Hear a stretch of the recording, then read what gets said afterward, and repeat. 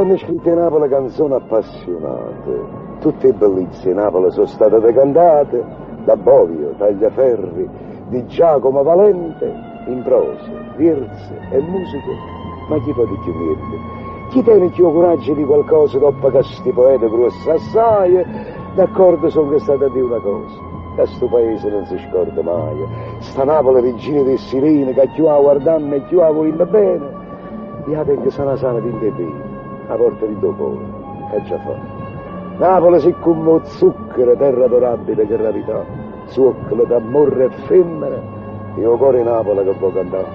Napoli terra d'amore, sente sto cuore che te può dire, zucchero d'amore e femmina, chi è nato a Napoli ci può morire. Sì, è così.